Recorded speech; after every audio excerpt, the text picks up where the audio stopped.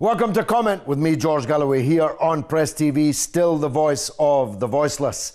Comment is the big conversation, the great debate, but only if you join in. That's why, above all, I need your telephone calls on 44208-601-4555. You call us, we'll call you back, establish a clear line, and remember, if you get on the television with me, the volume on your television has to be down at 0, or I'll have to pass on, because no one will understand either of us. Or you can SMS the show on 4478 00008066. Or you can email me at comment@presstv.co.uk.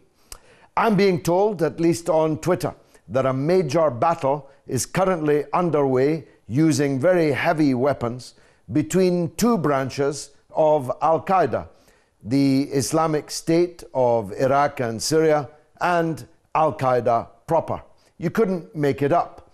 The West has flooded Syria with guns and money, encouraged, even facilitated the growth of this giant monster of Takfiri fanaticism, which has now cleaved in two and is now murdering each other in good order, and using the weapons that they stole from the so-called Free Syrian Army, which, like the Holy Roman Empire, is neither free nor Syrian, and no longer an army because al-Qaeda took all their weapons. So now they're murdering each other with weapons given to the so-called FSA by Western countries.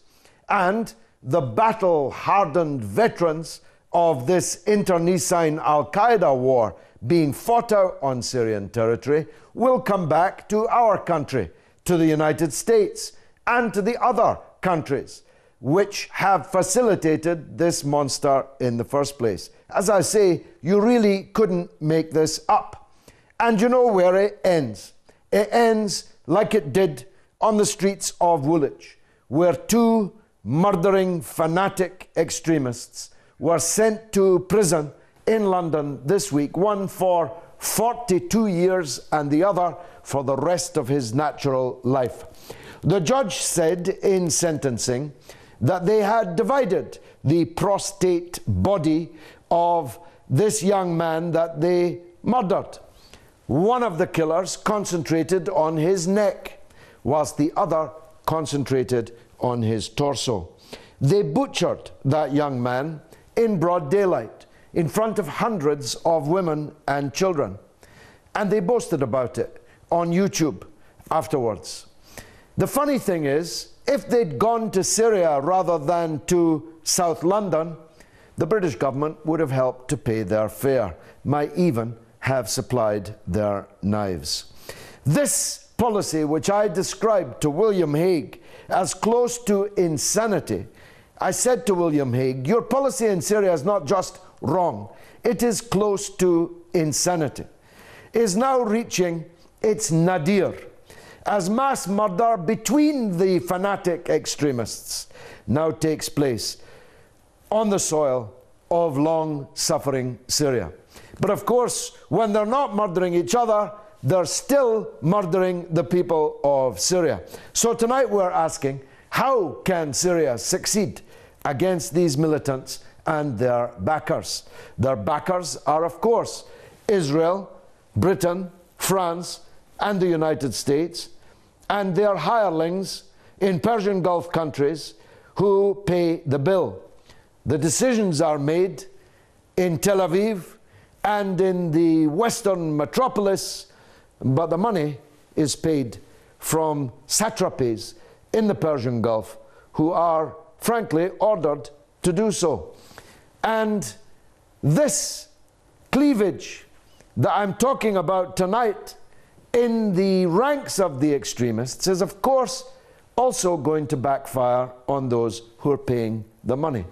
Because be sure, that these same head-chopping, throat-cutting, heart-eating maniacs will one day appear on the streets of Riyadh and other parts of the Persian Gulf Arab countries.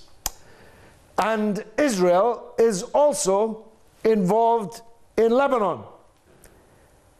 Israeli-backed fanatic terrorists, imagine, are blowing people up via car bombs and other terrorist atrocity in Lebanon in the hope of provoking sectarian upheaval and war in Lebanon so that Israel can more easily re-invade that country. But not content with assisting the terrorists on the ground, what they call Israel is now bombing Lebanon again from the air, making as clear as could possibly be the pincer between the fanatics and the apartheid state in which Syria and Lebanon are now trapped. But the Syrian and Lebanese people are more than capable of resisting and fighting back. So we're asking tonight, what should Lebanon's response be to their territory being actually bombarded by the Israeli Air Force? There's no reports of how many were killed or maimed, but it was a clear act of war on the Lebanese state.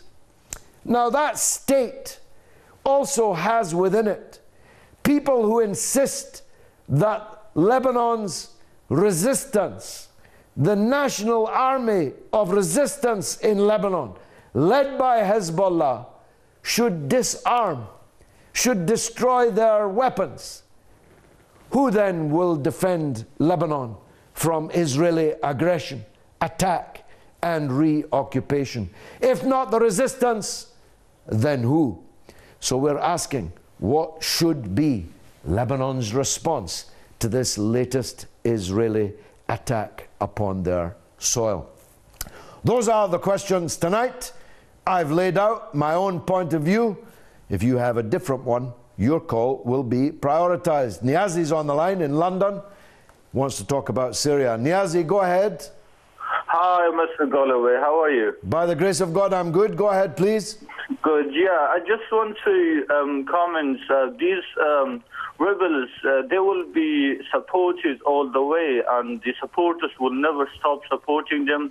So why don't the Bashar al-Assad step down so there might be a peace at the end? Otherwise, it's going to be chaos. You know, there will be more murder, more killing, more butchering. But there wouldn't be peace, would there, Niazi? Do you think al-Qaeda would say, job done, Bashar is no longer president, somebody else from his regime is now the president? Hold on a minute, Niazi, I'll let you back in. Are they really going to say, Bashar is gone, someone else from his regime has become president, we'll now go home? Or, once we've had elections in Syria, and a president is elected who doesn't share their narrow, fanatic view of Islam, do you think they're going to say, oh well, democracy has spoken, we'll now go home? Niazi, don't be silly. You really think al-Qaeda are going to go home just because Bashar might step down? How could you imagine that? Their main concern is that Bashar al-Assad should step down. No, it's not their main concern, Niazi. It's not going to be. What's their main concern? It's not going to be. Well, I'll tell you what their main concern is this very hour. Do you think one branch of al-Qaeda is this hour murdering the members of another branch of al-Qaeda, are murdering each other because of Bashar? Well, I mean, even Bashar al-Assad doing the same thing. They're putting bombs on people's houses, killing innocent children and people. Niazi, I'll answer your questions, but you answer that one. Are al-Qaeda murdering each other this hour because of Bashar? Well, then again, it comes to Western countries or the Arab countries who they're supporting. Then they shouldn't support the people who are killing innocent people. But they are the people. They, according to the New York Times, which is not a Bashar al-Assad publication, 80% of those fighting in Syria are affiliated to one or other of the al-Qaeda franchises. According to Jane's Defense Weekly, the Bible of the military-industrial complex is 50%. Whether it's 50 or 80. Syria has now been flooded by fanatics who, I promise you, have no intention of going home if Bashar steps down. On the contrary, they'll keep going, keep killing, keep cutting, keep chopping until they can get to power in Damascus. And guess what, Niazi? The vast majority of Syrian people will never, ever, ever go quietly into that good night. The vast majority of the Syrian army are Sunni Muslims and are ready to fight until the death against these fanatics. And you really shouldn't be identifying with them, which is what you're doing with this contribution this evening. Let me go to Canada, Halifax, Nova Scotia, and talk to Gary. Gary, what should Lebanon's response be to this latest attack on their soil? Well, I think... Yes? Yes, I think we're going to see that. We're already seeing that response. Hezbollah are certainly prepared. The Lebanese National Army seems to be prepared not to fragment during this period, to carry out its national responsibilities. I think this situation that Lebanon is facing is actually a very interesting problem that the Zionists are facing. The Zionists are facing two equally unpalatable options. They could end up having to confront the Syrian army in the Golan Heights, which is something that they have not wanted to have happen. Or, second alternative, they could trap Hezbollah into retaliating against an attack, but before the so-called Israeli Defense Forces are actually fully prepared defensively in their home bases in Israel. And we know that, or it seems to be pretty well established, the Israeli army accepts it, that Hezbollah is very well armed with every kind of missile you need to cause quite a lot of havoc. So the moment that the Israeli forces get drawn into the Golan Heights, and I can see that coming, that could be a moment of truth for the whole struggle against the Zionist occupation in Palestine. Because, of course, George, we've seen this before, that when the push comes from one section of Palestine, all the rest of Palestine joined in. That fight, the 9-day war in the autumn of 2012, it didn't take long before the West Bank was involved, even though it was the Gaza Strip that was taking most of the hit. Well, you're absolutely right, Gary, and the apartheid state is following a perilously dangerous course because they are assisting the development of this fanatic extremist army in Syria. They are involved in assassinations on Lebanese soil. They are involved in assisting logistically the terrorist campaign seeking to destabilize and break up Lebanon into warring sectarian statelets. They are now involved in bombing Lebanon again. And yet, this monster that they have been a part of creating may very well devour them. And that is true of all the patrons, all the paymasters, all the armorers. It's really difficult, Gary, to work out what kind of lunatics are in charge of this asylum, don't you think? Yes, exactly, George. Gary in Halifax, thanks for the call. As always, wisdom. From Canada, let's go to France, to Cannes, where I'd love to be right now, John. Go ahead, John, in Cannes, in France. Go on. Yeah, well, what I was going to say was that in the Syria thing, Syria was a functioning country that had been functioning for years until this started. And in my belief, somebody has been paying money and guns, etc., in order to start it. Exactly the same thing as in Ukraine. And you ask yourself a question, who gains? Yeah. Who gains? And then you look at the people who gain and you think, you can't prove it, of course. But you say, I think it must be you that started this. And that's it. Well, France, of course, is the former colonial occupier of Syria. Yeah, it has Syria, never quite reconciled itself to being expelled from Syria and Lebanon, for that matter, though they were part of the same country at that time. And Britain, of course, as the principal European empire over the last century or so, has never reconciled itself to being the tail of the American dog, which it currently is. And the United States, of course, is the head of the dog. If a dog could have two tails, in this case, France and Britain are the tails. And of course, all three of them have instructed their satrapies in the Persian Gulf, those filthy rich, tiny Bedouin states, to shell out the money, John. They're paying for all this blood. Somebody is. And the answer is that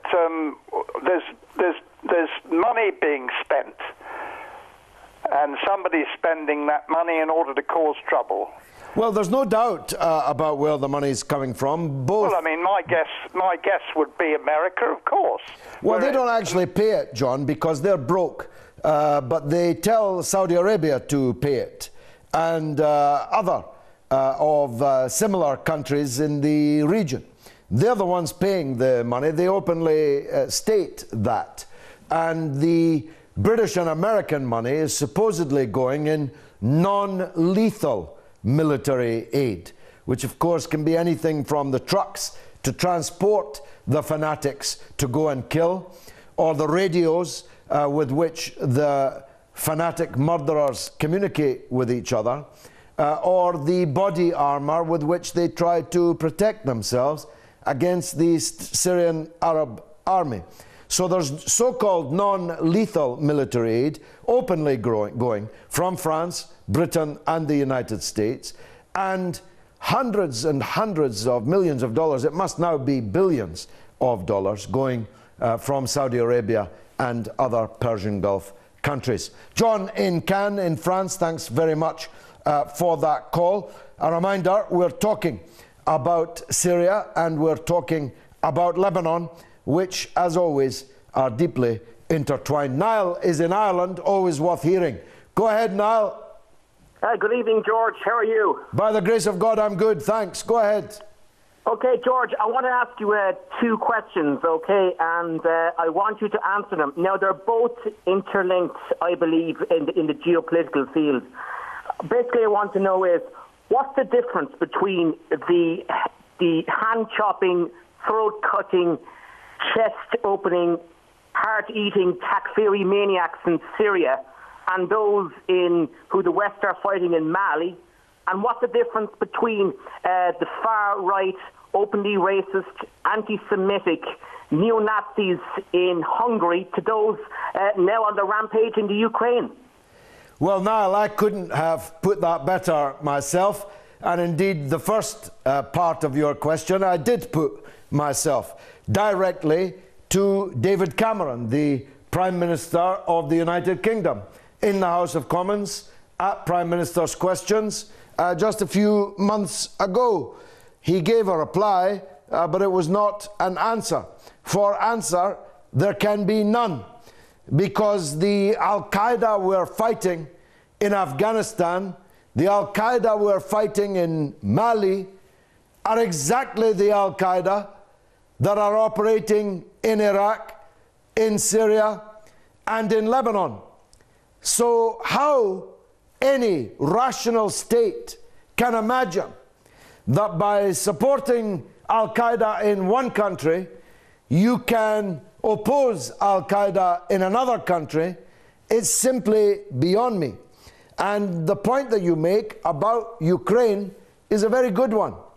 When you think of the energy that is put in to finding a loose word or phrase that can be characterized as anti-Semitic, spoken or written by any Muslim anywhere in the world, and then compare it to the openly fascistic anti-Semitism of the Ukrainian opposition, now government, who openly, in all their publications, in all their public speeches, in everything they say and do, are pogromists, are Jew haters, are anti-Semitic racist fanatics.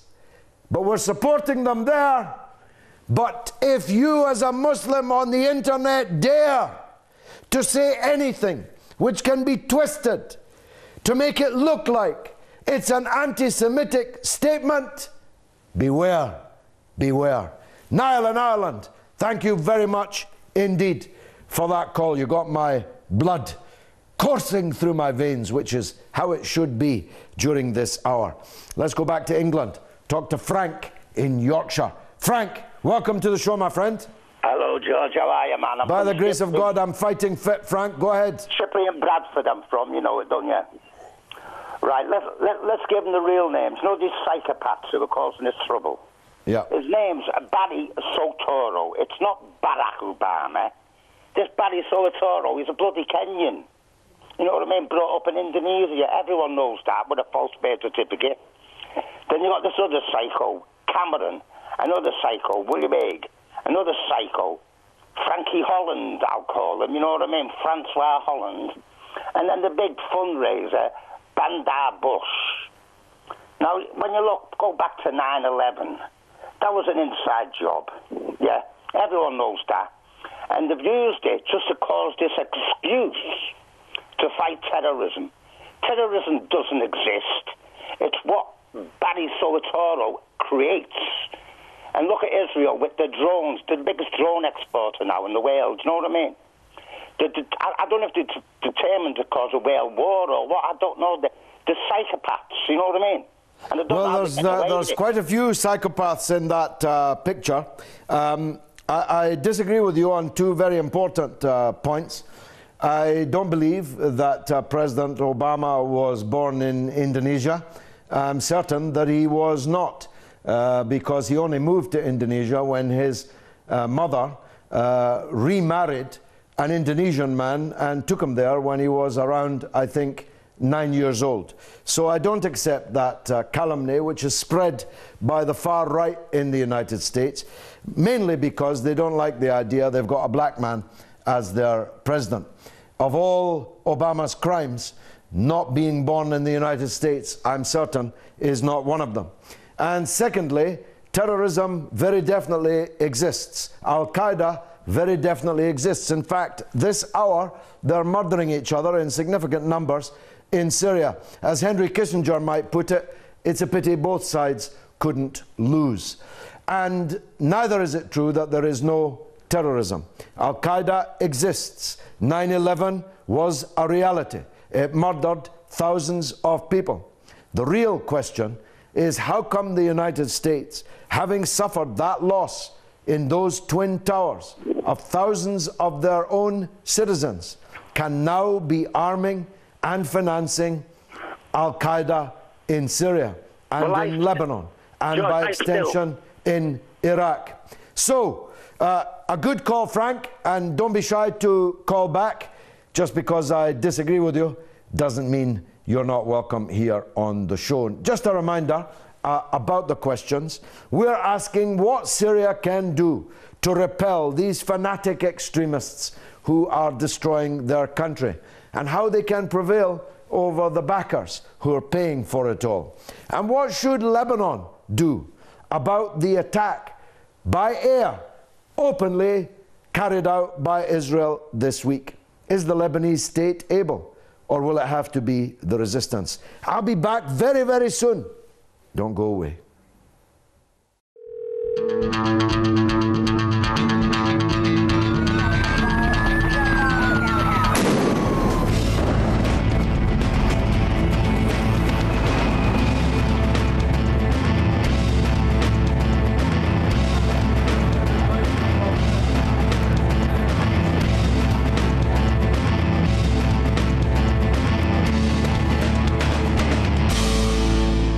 Welcome back to Comment with me, George Galloway, here on Press TV. Still the voice of the voiceless, the voice they could not still. We're asking tonight here on Comment, how can Syria succeed against the militant fanatics who have torn the country and 100,000 or more Syrians apart, sent millions into exile as refugees? How can Syria succeed against them and their backers, those Bedouin statelets, satrapies in the Persian Gulf who are paying for the whole operation? And following the Israeli military aerial assault upon Lebanon this week, what should Lebanon's response be? Is the Lebanese state capable of responding to this aggression from its southern neighbour? Or will it have to be the Lebanese resistance that do it? That very same Lebanese resistance that those now in power in the state in Lebanon demand should disarm themselves, should liquidate, dissolve themselves, leaving Lebanon as defenseless against Israeli aggression as it was in the past. Let's go to Libya, another of the great Western imperialist success stories, and talk to Abdullah. Abdullah, what should Lebanon's response be? Abdullah has been dropped. We lost his line in Tripoli. That's a pity, because I do like to hear from people there. Of course, NATO bombarded a regime change in Libya, and now the country is not one but 3 or 33 different emirates, and more people are being massacred every day there. Mohammed's on the line though in Birmingham. Let's hear from him. Mohammed, welcome. Welcome, George. How are you? By the grace of God, good, Mohammed. Thanks. Go ahead. Okay. George, I just want to mention one thing, the situation in Syria and Lebanon. Yeah. I just want to mention who is behind this. I was really looking at a shocking video by an American army officer who was there involved in attacking Afghanistan and Iraq. He goes with the word that he went down to his office and his senior commanding him showed him that they have a plan to destabilize Middle East.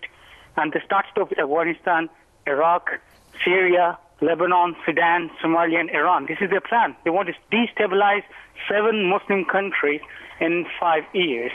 I just want to say that this is just a hand of America with different faces, which are being put forward to the people. And the Muslims, those who are destabilizing the people, they're not caring for democracy. They're just suffering by their own hands. I must say this. Well, that's exactly my point to an earlier caller, Mohammed. Does anybody really think that al-Qaeda, who are now killing each other this evening in huge numbers with heavy weaponry, care anything about democracy? Does anybody really think that they would accept a democratic election in Syria, electing a president and a parliament? Does anybody imagine that al-Qaeda cares anything about democracy, or that they'd pack up and go home if only Bashar would step down and fly out, as a foolish caller said earlier? It's absurd, Mohammed. These people are in it for the blood and the money and the power, and they'll die and kill until they get it. The real question, Mohammed, and I ask this of Muslims everywhere in the world, when will you stand up and see that those who hate Islam are dividing you on a false, fake basis, are setting you against each other to kill each other whilst they steal your things, whilst they rule the holy mosque of Al-Aqsa in Jerusalem and undermine it, whilst they steal the oil and the gas that God gave to the Muslims. Can't you see that? That's what I ask, Muhammad. You can see it. But there must be many Muslims watching this who know others, who are fooled by this rubbish, who are ready to kill each other over which way your hands should be, making salat, whilst the enemies of all the Muslims are preparing to cut the arms off of the Muslims. Muhammad, what do you say? Yeah, George, I just want to say, the points which you have raised have really suffered my thinking, to be honest to you. The points which you have made is reality, which is bitter. To be honest to you, if you go the other way around, the people at this stage are not caring for the humanity. They're just using the name of Islam. Those who are keeping beard, they just know the word that Islam has said. Islam has defined hypocrisy as well. Who are the hypocrites? They will keep beard, they will read namaz, they will do everything, but they will be against the Muslims, they will be killing each other. At this point, the Muslims should realize, I'm just conveying a message through your program to all of the Muslims who are listening to this. Don't just scare for the fakes, for the people who are, whether they're Salafis, whether they're Sunnis, whether they're Shia, whatsoever they are humans. At least they're going to be responsible to Almighty Allah, not you. And you need to care for the humanity, not for the fakes. And this is what I wanted to mention. They're just going to destabilize. Well, it's a very powerful argument that you make, Muhammad. I've got two responses to it, but I want to come back to you, so stay on the line. The Central African Republic is currently witnessing a massacre of Muslims. Are there any jihadists on their way to their defense? The Muslims in Myanmar and Burma, the Rohingya people, are being massacred in Burma. Are there any jihadists on their way to Burma to defend them? No. All these so-called jihadists are heading not for Burma, not for the Central African Republic, not for the apartheid state of Israel to free the Al-Aqsa Mosque. They're heading for Syria to murder other Muslims for the edification and the entertainment of the supporters of the apartheid state in the first place. And my second point relates directly to what you just said. These fanatic murderers in South London who went down at the Old Bailey for the rest of their lives, more or less, this week, their defense was that they butchered this young man as servants of Allah.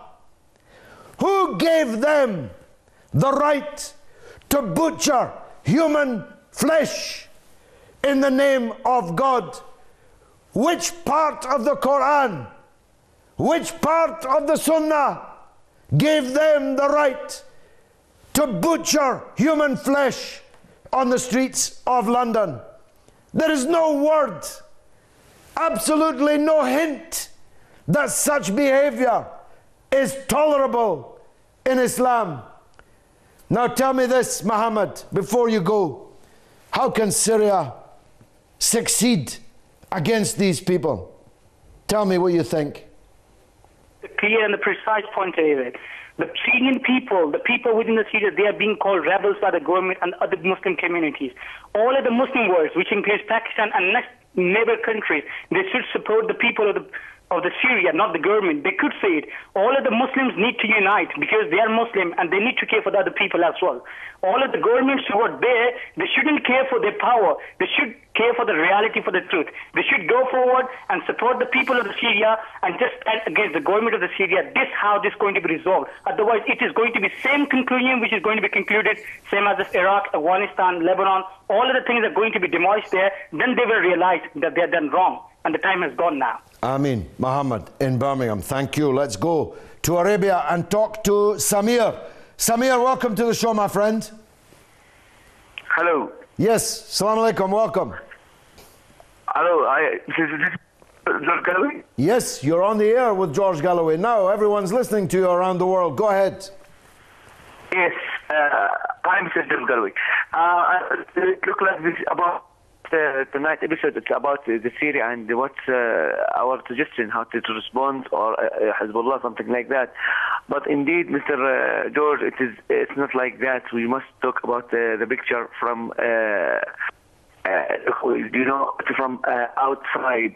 I think this is the beginning of something very bigger. It's not related now to Syria or Hezbollah or Iran, something like that. I think all the world will be shared in such like these things. The world will be divided to two parts, in my opinion. You see, part of it because it will not.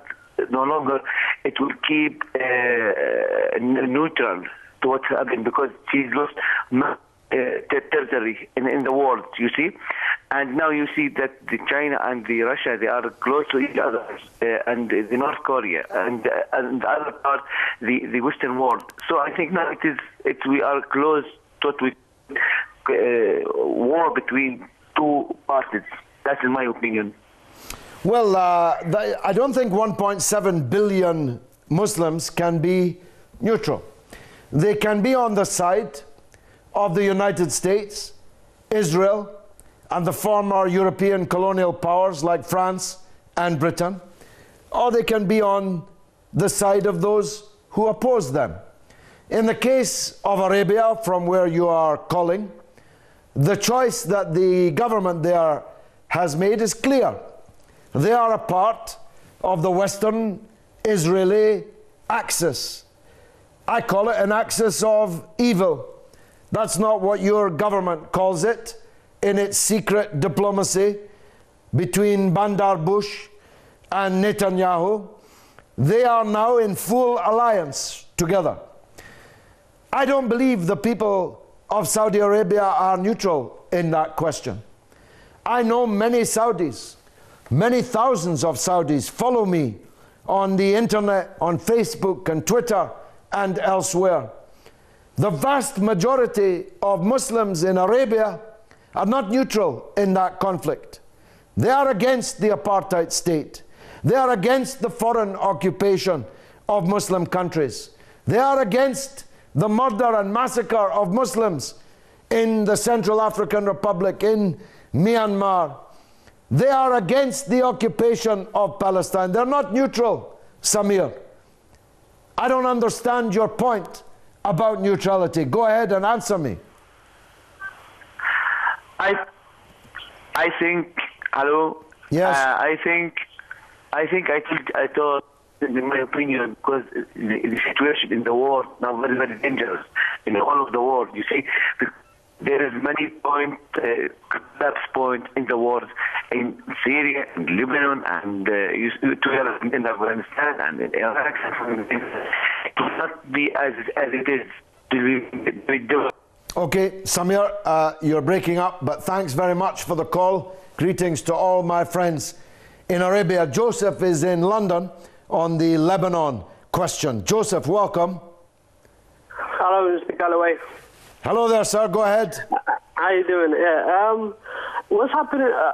What's happening in Syria basically is disgusting, and it's not fair. What's happening? And if I was capable, I would try to even go to Syria and try to fight beside what you call the Syrian Army.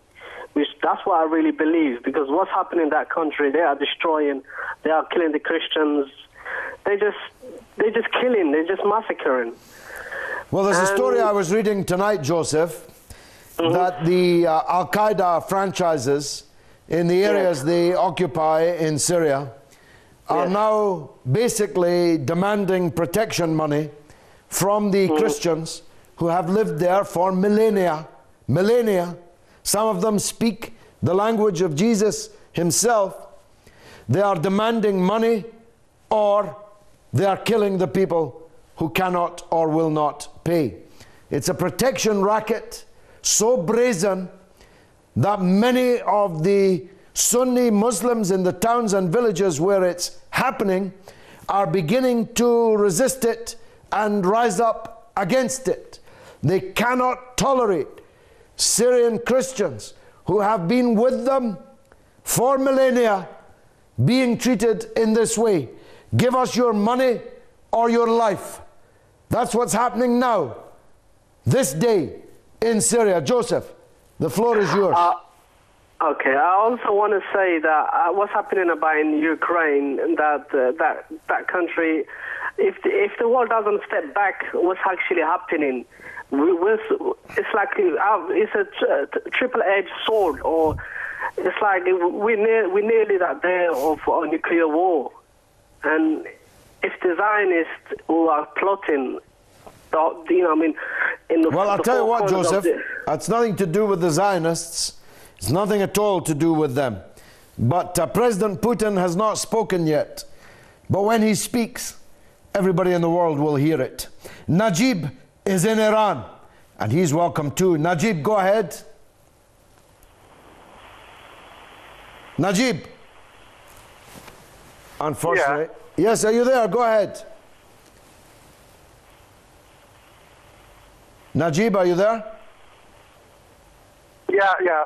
Hi, Mr. Galloway. Yes, go ahead. You're on the air. Hi, Mr. Galloway. Yes, hello. Yeah. Go ahead, please. Yeah, I'm calling from Iran. I just wanted to talk about Syria. And, unfortunately, the war in Syria just started with, the sinister plan that, was run by the United States of America and some of his allies. And, unfortunately, there were some Islamic countries that tried to help, those countries. And unfortunately, it made a lot of blood in Syria. And unfortunately, a lot of people were killed in that country and wandered, in other countries, unfortunately. But, about your question, you ask about there, some solution to this problem and how the people in Syria can do this. I think that the only way to do this is to, unify. I think that the people in Syria, they themselves should, resolve this problem and this issue. And I think that no other country can help them except themselves. And I think that if they themselves, well, I don't know. Other countries are helping them. Najib, Iran is helping them. A section of the people of Lebanon are helping them. Russia is helping them. China is helping them. And they are prevailing. They are winning.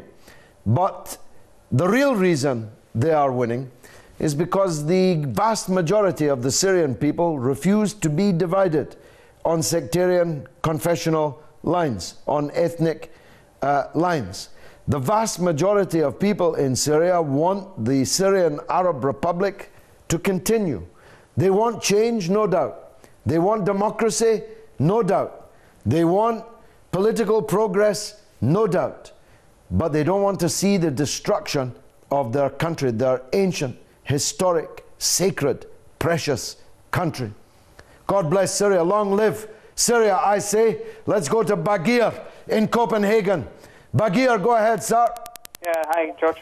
The apartheid state of Israel is very desperate because the way they attacked Lebanon this Monday night was because they are seeing that Hezbollah and Syrian army are now advancing against a very divided Takfiris in Syria. So, yeah, that's the reason for why Israel attacked them. And, yes, that's the reason why. But what should Lebanon do? Well, I'll say that Hezbollah are already, again, together with the Syrian Arab Army, responding to that by defeating Israel's allies, the rebels. Very good call. Syria. Very good point. Bagir, I'm pressing on because it's late and there are many, many people on the line. But thanks. Brilliant call. Khalid is in Kuwait. Better hear from him. Khalid, welcome to the show. Thank you, Mr. George. Welcome, sir. Go ahead. My comments regarding Lebanon and Syria. You had asked the question, what should they do? Yes. What I'm surprised is that, if you remember, a few months back when the Syrian crisis was beginning in its early stages, that was the time Russia wanted to get involved, and because of the American forces landing and everything stopped because of Russia's involvement. Yeah. Why cannot Syria officially request help from Russia? That is the only power standing in front of America, nobody else. Well, it's a very good point, Khalid. I suppose you don't ever ask a question in public unless you know the answer. It's, I think, asking too much of the Russian state, especially now that in retaliation for Russia's role in defending Syria is now under real pressure on its western flank in the Ukraine. It would be asking too much for a formal military intervention by Russia. And if there were such an intervention, it might make matters worse. What is happening is that Russia and China are defending Syria on the diplomatic level and maintaining their military political ties with the Syrian Arab Republic, and Iran and Hezbollah, but above all the Syrian Arab Army, are shouldering the burden and winning the battle. Pray for their success, Khalid. Last call is from London. Shukri. Go ahead, Shukri, go ahead. Shukri. Yeah. Good evening, Mr. George. Good evening, sir. Go ahead, quickly. Mr. George, you know, I'd like to have a comment about Syria, which is happening in Syria. Yeah. Taking into the Syrian people, the way they die, you know, absolutely is horrifying me. In the same time, don't you think this war is going to the Lebanon as well? Because Israel start bombing the Lebanon? And secondly, don't you think is lose of the Takfiri in the Syria is a consequence of the get rid of this dark age, mad, evil government in the Saudis? I would like to hear your answer. Well, there is a dark age regime that rules over the two holy mosques. And what did the Muslims do to deserve such dark age? Hypocrites to rule the land of the Prophet himself. How can the Muslims follow such hypocrites who are claiming to be Wahhabis whilst filling the casinos and the bordellos of Western countries whenever they can get out of the country and tear their headdresses off? How can Muslims support these people doing the dirty work of the United States, Britain, France, and Israel? How can any Muslim not see what's happening? How can they be blinded by this sectarianism? That's the message of this show tonight, and I hope people will think about that. Hello, just comment your name and the place you left that number. And just make sure that your television volume is set to 0. So 0. Can you spell your name for me? Yeah, I know. You redirect me to put through the phone number and then we'll call you back. Comment. And then can I have your telephone number?